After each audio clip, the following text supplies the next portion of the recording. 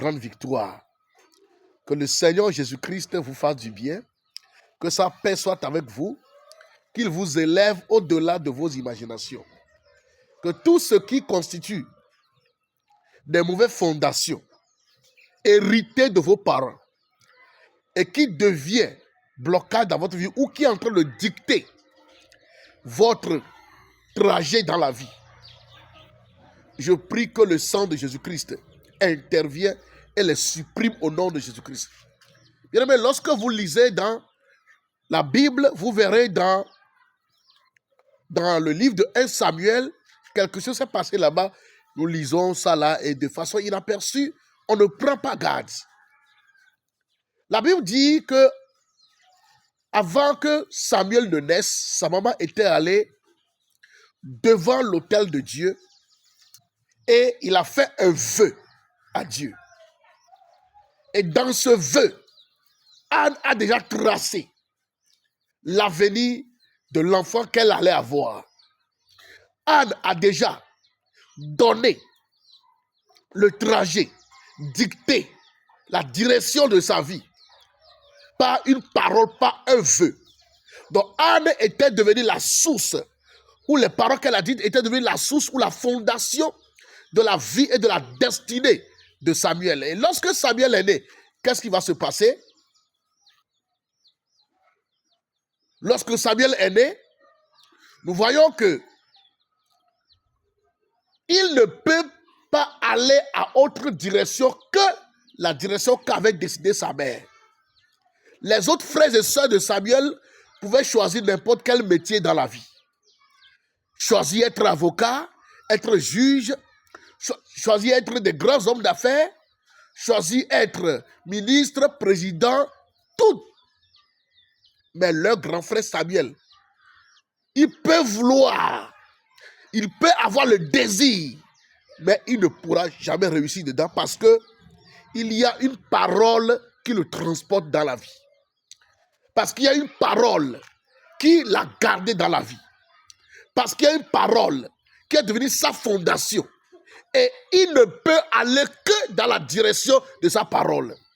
Vous pouvez voir aussi dans la Bible que la parole d'une mère a transformé la vie de son fils en amertume, en douleur, en misère. Appelé Jabès. Ce qu'a dit sa mère est devenu une fondation de la vie de Jabès. Et même Jacob, lorsqu'on a donné le nom Jacob, qui veut dire trompeur, escroc, voleur, le nom là était devenu sa fondation. Et il ne peut que aller à la direction de ce nom. À tout moment qu'on l'appelle, on l'appelle à dévier, à se comporter en conformité avec son nom. C'est ainsi que beaucoup de personnes, vous qui me suivez, votre vie, votre destinée est comme une vie déjà tracée. Vous luttez dans la vie. Vous luttez pour réussir. Vous luttez dans tout domaine. Mais c'est comme il y a une force qui est plus grande que vous. Et là où vous ne voulez pas aller vous-même, quelque chose vous pousse à aller. Même dans le domaine du péché. Vous connaissez que telle chose est le péché. Que l'adultère c'est le péché. Que la fornication c'est le péché. Que le vol c'est le péché.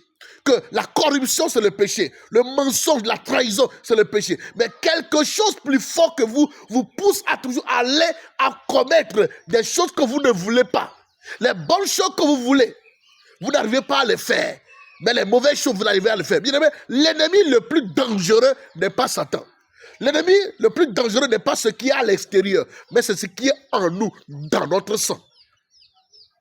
L'apôtre Paul pouvait dire, le bien, je le connais.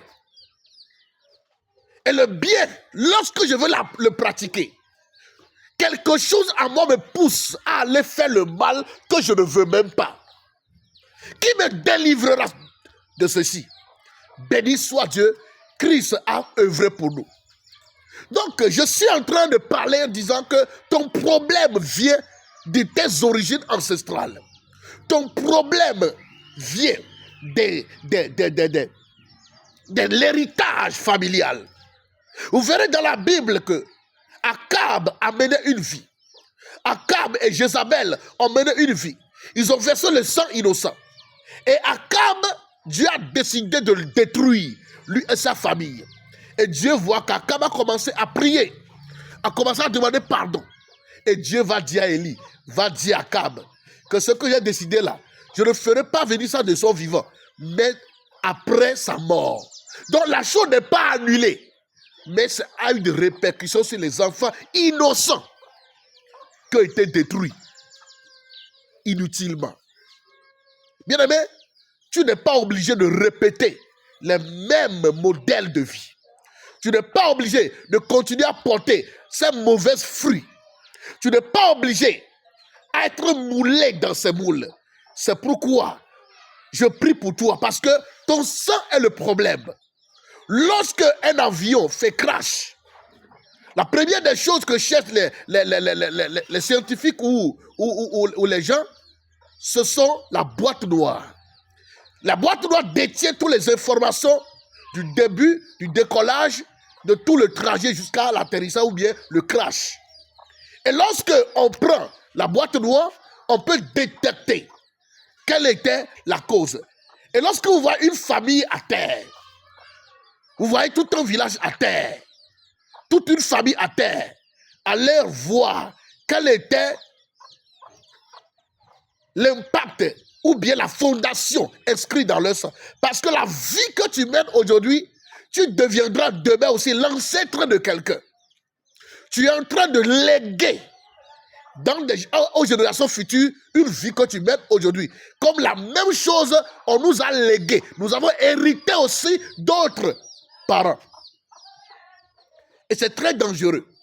Adam, le premier Adam, son péché qu'il a commis, ça a son effet jusqu'aujourd'hui, malgré même que Jésus-Christ soit venu sur la terre. L'une des conséquences était la mort. Et c'est à cause du péché que Dieu a dit que l'homme ne vivra plus longtemps sur la terre. Jésus-Christ est venu, mais pourtant, ça n'a pas été annulé. C'est rare de trouver une personne aujourd'hui qui a 300 ans, qui a 400 ans, qui a 500 ans sur la terre. Pourtant, le second Adam est venu. Mais, premier Adam, ce qu'il a fait était lié au sang. Je prie pour toi que toute malédiction introduite dans ton sang, toute alliance, tout vœu, toute parole qui t'a suivi avant, pendant et après ta naissance et qui te transporte dans la vie, qui t'amène à la mauvaise direction de ta destinée, que le sang de Jésus-Christ descend et les neutraliser au nom de Jésus-Christ. Bien aimé, il n'y a pas un homme de Dieu qui peut reprogrammer ton sang, qui peut corriger ton sang, qui peut délivrer ton sang. La seule solution que Dieu a pourvue, c'est le sang de Jésus-Christ. Aucune huile ne peut pénétrer ton sang, mais c'est le sang de Jésus-Christ. C'est le seul sang capable de désactiver en toi tout code maléfique qui est dans tes gènes, dans tes chromosomes, dans ton ADN et qui te conduit hors de ta destinée. Je déclare que ce sang de Jésus-Christ reprogramme ton sang au nom de Jésus-Christ à pouvoir accomplir la destinée glorieuse que Dieu t'a tracée. Et non les paroles maléfiques des lois familiales, démoniaques, des autels au nom de Jésus-Christ. Que Dieu te visite. Je veux t'inviter, nous sommes dans 52 matinées de délivrance et d'action prophétique dans un forum appelé « Mon cas est urgent ». Et aujourd'hui était notre 4e jour où nous sommes en train de parler sur plusieurs sujets et la délivrance et la restauration se poursuivent. Si vous voulez nous rejoindre pour suivre ces moments de prière de délivrance, vous pouvez nous contacter sur 00228 98 54 03 17. 00228 98 54 03 17. Tu comprendras mieux à travers ces enseignements révélateurs et le Seigneur va te délivrer, restaurer ta vie parce qu'il nous a oint pour restaurer les vies, les familles, les destinées, pour restaurer les murailles des vies brisées comme Néhémie. Que mon Dieu te bénisse, qu'il te fasse du bien au nom de Jésus-Christ. C'était la voix de votre serviteur, le prophète Barnabé Nyatiglo depuis le Togo. Shalom à vous.